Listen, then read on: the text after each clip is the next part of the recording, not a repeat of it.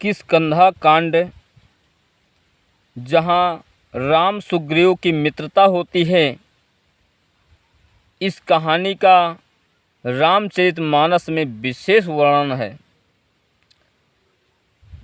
तो इसका समाज के लिए क्या महत्व है।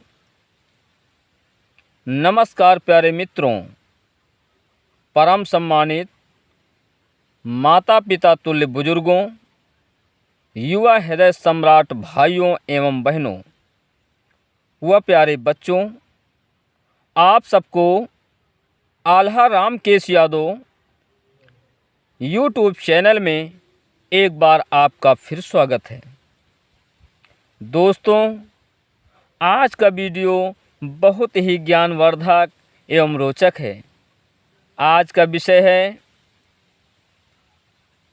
किष्किंधा कांड, जो रामचरितमानस पाठ का एक कांड है, किष्किंधा कांड, जिसमें राम और सुग्रीव की मित्रता कैसे होती है।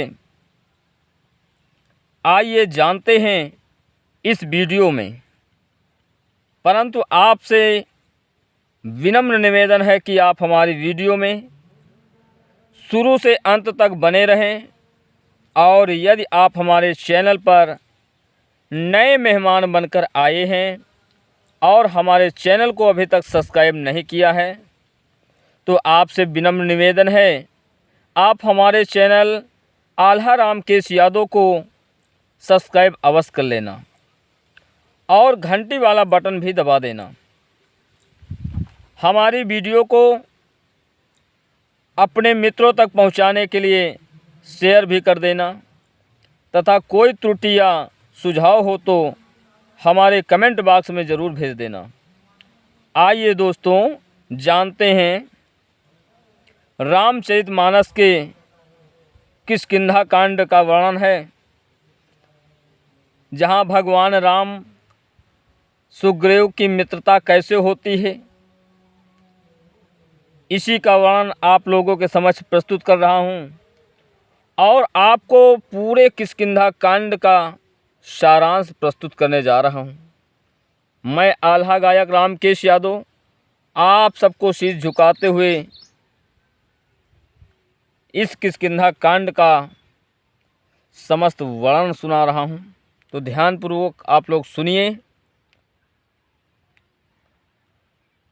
कोकिल पुराण और बृहच्चरित्र द्वारा प्रसंग का वर्णन करता हूँ। नारद जी अविचल भक्ति प्राप्त करके चल पड़े तथा लक्ष्मण सहित श्री राम ऋष्यमुख पहाड़ पर पहुँच गए। सुग्रीव ने वीर पुरुष देखकर डरकर श्री हनुमान जी को भेजा। ब्राह्मण का वेश बना उन्होंने जो प्रश्न किया, राम ने सब वर्णन कर दिया। श्री राम के वचन सुनकर श्री हनुमान जी राम के चरणों पर गिर उनको सुग्रीव जी के पास ले गए। भेंट करके सुग्रीव अत्यंत प्रसन्न हुआ, बहुत खुश हुए तथा मित्रता करके सीता हरण की कथा सुन सीता जी के भूषण लाकर, सीता जी के जो भूषण लाकर रख दिए, जिनको श्री राम ने हृदय से लगा लिया। मेरे प्यारे दोस्तों, राम ने कंगन देकर लक्ष्मण से उसे पहचानने को कहा। श्री लक्ष्मण जी बोले, भैया मैं कंगन नहीं पहचान सकता, पैर के नूपुर अवश्य पहचान लूँगा, जिनको परस कर प्रत्येक दिन मैं रोज नमन किया करता था, पैरों को स्मरण किया करता था। इसलिए मैं पैर के नूपुर पहचान सकता हूँ, क्योंकि कंगन जो होते हैं ये हाथ में होते हैं। मैंने अपनी भाभी की कलाई को कभी नहीं पकड़ा है, इसलिए भैया मैं कंगन नहीं पहचान पाऊंगा। राम को दुखी देखकर सुग्रीव बोले कि आप दुखी न हो, सीता अवश्य मिलेंगी। राम ने सुग्रीव से पूछा कि तुम किस कारण वन में फिरते हो। जब भगवान राम ने सुग्रीव के दर्द को पूछा कि किस कारण से वन में भटक रहे हो, सुग्रीव ने बाल से बैर की बात बता दी। ये सुनकर राम ने कहा कि मैं तुम्हारे शत्रु का संहार करूंगा, जो मित्र का दुख देखकर, मेरे प्यारे दोस्तों, जो मित्र का दुख देखकर दुखी नहीं होता वो सच्चा मित्र नहीं है, ऐसा वेदों में कहा गया है। सुग्रीव बोला कि बाली बहुत शक्तिशाली है, आप उसे कैसे संहार करेंगे। दुंदुभी राक्षस की हड्डियों के 10 ढेरों को जो एक ही बाण से बहा दे, वही बाली को मार सकता है। दूसरा दुंदुभी का निधन सुनकर इंद्र ने 7 इंद्रताल के फल भेजे थे। दुंदुभी का निधन सुनकर इंद्र भगवान ने 7 इंद्रताल के फल भेजे थे, जिनके 7 रोज खाने से अजर अमर होने का वरदान दिया। उन फलों को नारद ने आकर इसी वन में दिया था। उनको धरती में रखकर बाली स्नान करने लगा। बाली को जो फल मिले थे उनको रखकर स्नान करने लगा, तो सांप आ गया और सांप उन फलों को खा गया। नारद ने निरख कर कहा कि तेरे तन से 7 ताड़ के वृक्ष उगेंगे। तब सांप बाली से बोला, जो मेरा उद्धार करेगा वही उस रात को तुम्हें मारेगा। बोलो रामचंद्र भगवान की जय।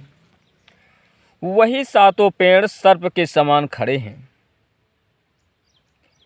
तीसरा वरदान वासों ने बाली को दिया था, जिससे वो लड़ने वाले शत्रु का आधा बल प्राप्त कर लेता है। इसी कारण मुझे विश्वास नहीं हो रहा है कि आप बाली का संहार कर सकेंगे। तब राम बोले कि चलो मैं 7 वृक्षों को गिरा तुमको विश्वास दिलाता हूँ। आपको विश्वास दिला दूँ तब आपका विश्वास होगा। सुग्रीव ने राम को ले जाकर पहाड़ जैसे अस्थियां दिखाई, जिनको राम ने एक बाण से बेध डाला, जिनका सिर 10 योजन में लाकर डाल दिया। धरती पाताल समस्त तीर्थों में स्नान कर वो बाण पुनः श्री राम के तरकस में आ गया। फिर ताल वृक्षों को श्री राम ने एक ही बाण में गिरा दिया, जिनके गिरते ही वो साप मुक्त होकर स्वर्ग सिधर गया। यह निरख देवता सुमन की बरसात करने लगे, फूलों की बरसात करने लगे। बोलो रामचंद्र भगवान की जय। श्री राम की शक्ति निरख सुग्रीव ने राम से प्रेम बढ़ाया। राम के चरणों में सिर रखकर सुग्रीव बोले कि नाथ, आपकी कृपा से मेरे दुख नष्ट हो जाएंगे। मैं आपको भजना चाहता हूँ। श्री राम का आश्वासन पाकर सुग्रीव बाली के नगर में जाकर गरजने लगा। बाल उबक कर निकला।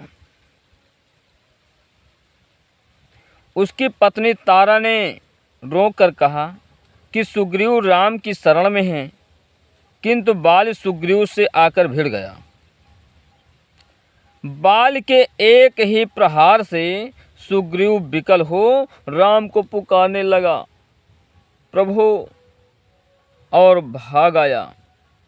राम ने कहा कि तुम दोनों भाई एक ही शक्ल के थे, इसलिए मैंने बाली को नहीं मारा। अगर भूल से मेरा प्रहार तुम पर बैठता तो अनर्थ हो जाता। इसी डर से चुप हो गया। अतः सुग्रीव को फलों की माला पहनाकर राम ने फिर उसे बाल से लड़ने भेजा। चैत्र 14 के उजेले पक्ष में बाल सुग्रीव का संग्राम हुआ। राम पेड़ की आड़ में खड़े थे। सुग्रीव को हारता देखकर राम ने बाल में बाण मारा। जब बाल के बाण मारा, बाल व्याकुल होकर पृथ्वी पर गिरा तो राम उसके पास पहुँचे। श्री राम को निरख कर बाल क्रोधित होकर गुर्रा कर कहने लगा, हे राम, मैंने तुम्हारी शक्ति को जाना अवश्य है, किंतु आपका कर्म बधिक की तरह ही है। मुझसे मिलते तो मैं सीता जी को पहले ही मिलवा देता, किंतु आपने कायर सुग्रीव से मित्रता कर के मुझे बिना दोष के संहार किया है। श्री राम बोले कि मैं निर्बलों का रक्षक हूँ और अभिमानी का साथी नहीं बनता। जो गरीब हों, निर्बल हों, उनका मैं साथ देने के लिए हर समय तैयार रहता हूँ, और जिनके अंदर अहम होता है, अभिमानी होता है, अहंकारी होते हैं, मैं उनका साथ कभी नहीं देता हूँ। शरणागत को पालना मेरे कुल की रीत है। आल्हा रामकेश यादव भी कहते हैं, जो अभिमानी हो, अहंकारी हो, उसका साथ नहीं देना चाहिए। गरीबों की रक्षा करो, आपका साथ भगवान भी देने के लिए तैयार होंगे, आपका गरीब भी साथ देने के लिए तैयार होंगे, आपका सब लोग जो है साथी हो जाएंगे। लेकिन अभिमानी का अगर साथ दोगे तो सब लोग साथ छोड़ देंगे और एक दिन अभिमानी भी साथ छोड़ देगा। तो आगे, सील के कारण ही तुम्हें मैंने पेड़ के आड़ से मारा है। तुमने छोटे भाई की पत्नी को अपनी पत्नी स्त्री बनाया है, अतः तुम पापी हो। बाली बोला कि क्या मैं पापी हूँ? मरते वक्त आपके दर्शन करके पुण्यशाली हूँ। राम बोले कि तुम चाहो तो मैं तुम्हें जीवित कर सकता हूँ। बाली बोला कि जिसके नाम को जप करके जीव तर जाते हैं, वही भगवान सामने खड़े मुझे स्वयं दर्शन दे रहे हैं। मैं बहुत धन्य का पात्र हूँ, अतः अपने शरीर को रखकर अमृत वृक्ष को खोद बबूल लगाऊं? ऐसा मूर्ख कौन होगा? मैं आपके धाम पहुँचूँगा, फिर भी यह वरदान दो कि जहाँ भी जन्मूं आपके श्री चरणों का पूजन करता रहूं। मेरे समान ही मेरा पुत्र अंगद शक्तिशाली है, उसे सेवक जानकर अपनी सेवा में रखिए। मस्तक नवाकर बाली स्वर्ग चला गया। तारा आकर रोने लगी। तारा से बोले कि शोक त्यागो, मरने के बाद जीव अकेला ही जाया करता है।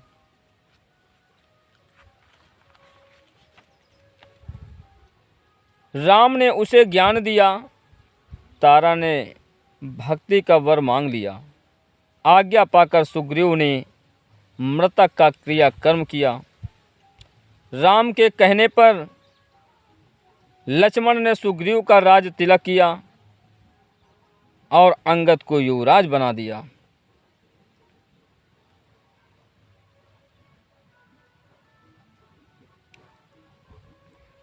राम ने सुग्रीव से अंगद सहित पंपापुर में राज करने को कहा।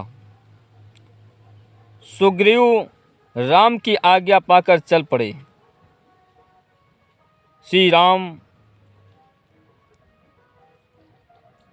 प्रवर्षण पहाड़ पर रहने लगे।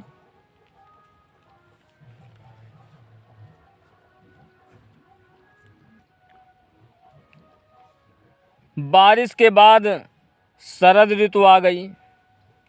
राम लक्ष्मण से बोले कि सुग्रीव मेरे काम को राज्य पाकर भूल गए हैं।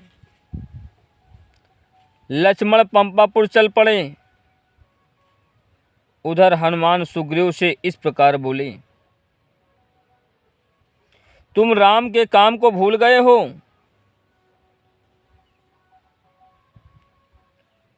डर कर सुग्रीव बोला, मैं विषय में फंसकर अज्ञानी हो गया था।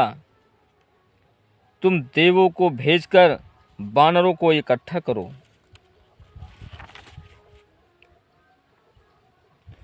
अंगद बोले कि ये काम हनुमान कर पाएंगे। ये सुनकर हनुमान जी चल पड़े। पहले वे पादयात्र पहाड़ पर गए और गौ गवास सहित अभिषेक 700 योद्धा ले वहां पहुँचे। दूरसर गज 7 पदम 80 करोड़ सेना लेकर चल पड़े।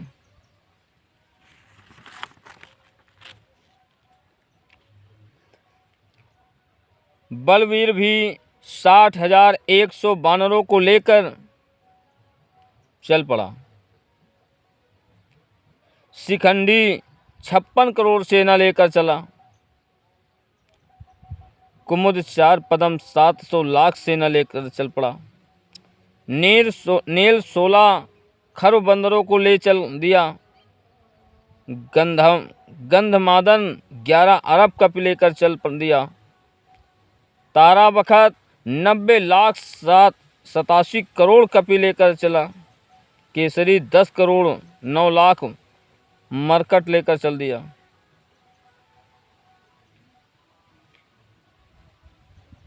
फिर कैलाश से पुलिंदा जय विजय 17 शंकु 1 करोड़ से नाले पर्वत की तरह चला। विंध्याचल पहाड़ से बाणावसंत 11 करोड़ 1 सहस्त्र मरकल ले चल दिया। विजयगिर से हरमुख 8 पदम 981 कपिले लेकर चला। मुदमयंद 1 पदम 1 सहस्त्र बंदरों की सेना लेकर चला। जामवंत धूमकेत बाणवंद शंकुयुक्त 56 करोड़ रीछों को लेकर चल पड़ा। द्विविज 1 करोड़ 25 लाख मर्टक लेकर चल पड़ा। उदयाचल से पन्नसई 8 पदम बानर लेकर चला। इसी प्रकार हनुमान ने सुग्रीव के सामने आकर प्रणाम किया। ये गणना बृहद रामायण और वाल्मीकि रामायण के लंका कांड में गणना हुए वानरों के वर्णन से ली है। सैन्य आगमन होता है। अंकित देवताओं का स्मरण कर रामायण से ये प्रसंग कहता हूँ। हनुमान का संदेश पा जब राजा सेना सहित आ गए, तभी लक्ष्मण ने आकर क्रोध से सुग्रीव से कहा कि मैं इस नगर को भस्म करता हूँ। अंगद ने चरण छूकर लक्ष्मण को शांत किया। तारा लक्ष्मण जी को प्रसन्न कर घर ले आई। सुग्रीव ने चरणों को पकड़ उनके चरण धोकर सुंदर आसन दिया। लक्ष्मण बोले कि भाई, सीता जी की सुध लेनी चाहिए। सब राम के पास आ गए। राम के पास आ सुग्रीव ने क्षमा मांगकर प्रणाम किया। राम ने सुग्रीव को सम्मान देकर बिठाया। तभी कपि सेना सहित सब वहां पहुंच गए। सर ने राम को प्रणाम किया। सुग्रीव ने सबसे कहा, हे वानरों, अनेक जब दान करने पर भी बिना राम का स्मरण किए प्राणी भव सागर से नहीं तर पाता है। अतः राम का कार्य करो और 1 मास में सीता जी की खबर ले लौट आओ। जो भी इस समय को व्यतीत करके लौटेगा उसको प्राण दंड मिलेगा। गवाक्ष को सुग्रीव ने पूर्व दिशा की तरफ भेजा।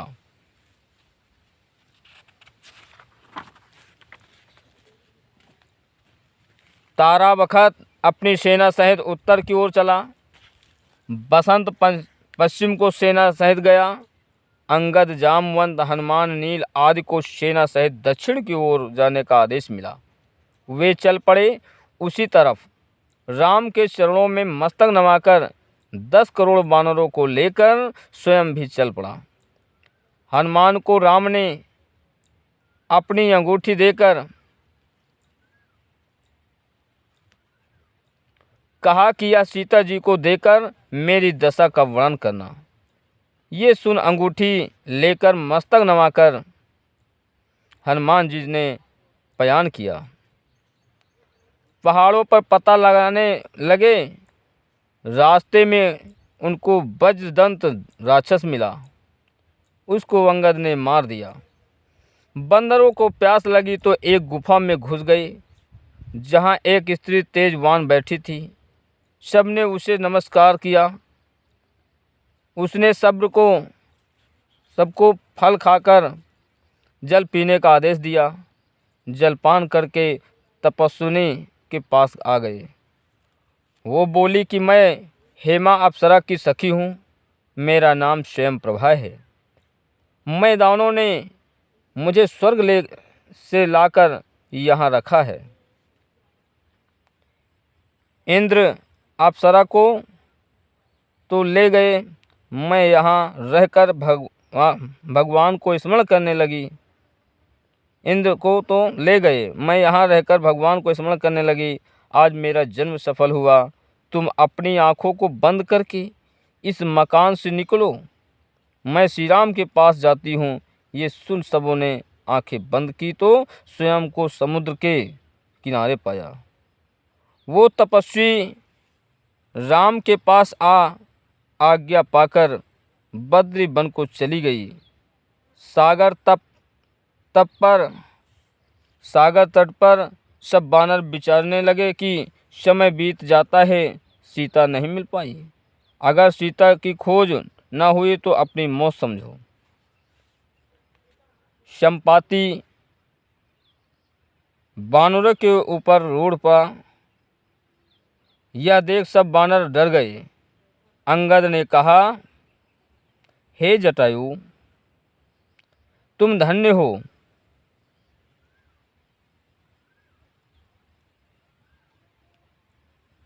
अंगद ने कहा, हे जटायु, तुम धन्य हो जो राम के कारण शरीर त्याग हरिपुर गए। हम सबको धिक्कार है। अपने भाई का नाम सुनकर संपाति ने सब भयभीत वानरों को रोका। तभी उसके दोनों पंख निकल आए। उसने पंख जलने की कथा सुनाई और कहा कि सीता जी लंका में अशोक वट के नीचे हैं। ये बतलाकर संपाति गीध, जटायु का भाई, अपने निवास स्थान पर गया। जामवंत ने हनुमान से कहा कि तुम सागर पार जाओ और अपने बल को याद करो।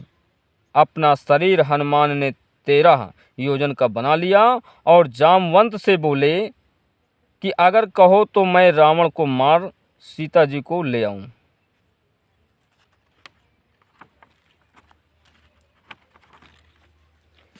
जामवंत बोले कि तुम केवल सीता जी से भेंट कर उनकी कुशलता लाना। बाद में दल सहित राम लंका को घेर कर रावण का संहार करेंगे। जो जड़ जीव इस कथा को सुनेंगे वो मुक्त होकर भवसागर पार करेंगे। समस्त रामायणों में पढ़कर ये अनोखा चरित्र श्री रघुनाथ प्रसाद जी ने वर्णन किया था, जो आप लोगों को सुनकर बहुत आनंदित प्रदान होगा। आप लोग इस कथा को सुनेंगे, आपके सारे कष्ट दूर होना शुरू हो जाएंगे। जिस प्रकार से सुग्रीव के कष्ट दूर हुए, उसी प्रकार से भगवान राम आपके दुखों को, आपके कष्टों को, आपके मर्म को समझते हुए आपके दुखों को हटाएंगे और आपके सुखों को लाने कर देने का कार्य करेंगे। मेरे प्यारे दोस्तों, अगर आपको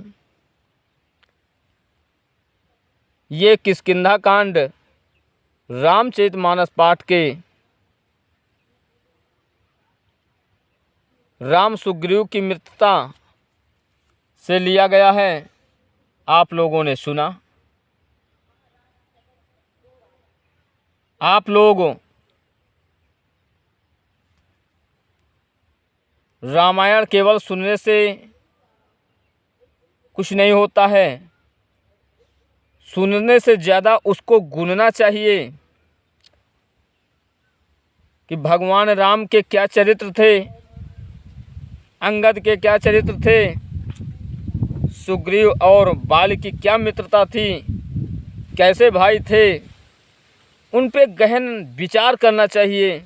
अगर विचार करोगे तो आपके सारे कष्ट दूर होना शुरू हो जाएंगे, कष्ट दूर होना शुरू हो जाएंगे।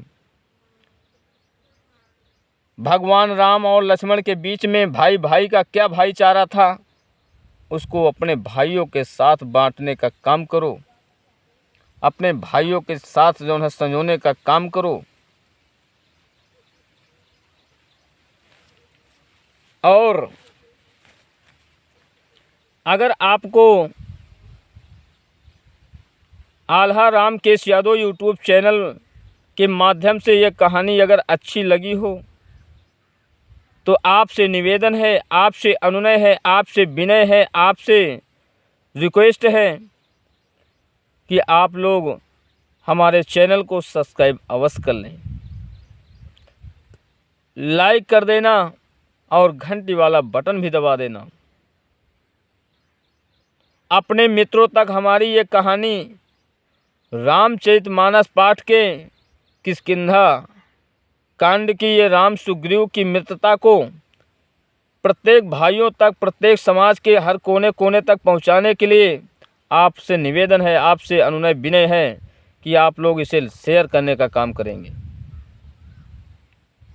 और किसी प्रकार कोई त्रुटि समझ में आ रही है या आपका कोई सुझाव है, तो आपसे निवेदन है कि आप लोग हमारे कमेंट बॉक्स में अपने सुझाव व्यक्त करने का कष्ट करेंगे।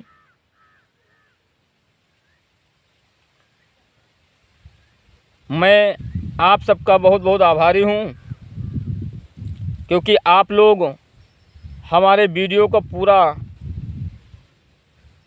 अपना कीमती समय देते हुए देखने का प्रयास करते हैं। इसके लिए आप लोग बहुत बहुत बधाई के पात्र हैं। मैं आप लोगों तक के लिए इसी तरह से अच्छी से अच्छी वीडियो बनाकर लाता रहूं। और अगर आप लोगों को वीर रस आल्हा गायन प्रस्तुति की आवश्यकता हो तो मुझसे संपर्क करने का कष्ट करेंगे।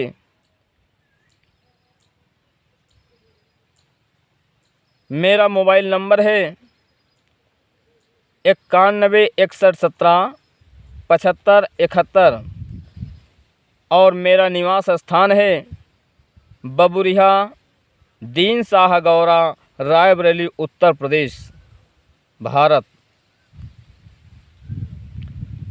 आप लोगों के द्वारा दिया गया सम्मान हमारे लिए बहुत महत्व रखता है। मेरे प्यारे दोस्तों, आप लोग अपना बहुमूल्य समय देते हुए हमारी वीडियो को देखने का कार्य करते हैं, इसके लिए बहुत बहुत बधाई हो। मैं अपनी बात को यहीं पर विराम करता हूँ और आगे आप लोगों के लिए फिर वीडियो बनाकर सुनाता रहूँगा। नमस्कार, बाय बाय, धन्यवाद।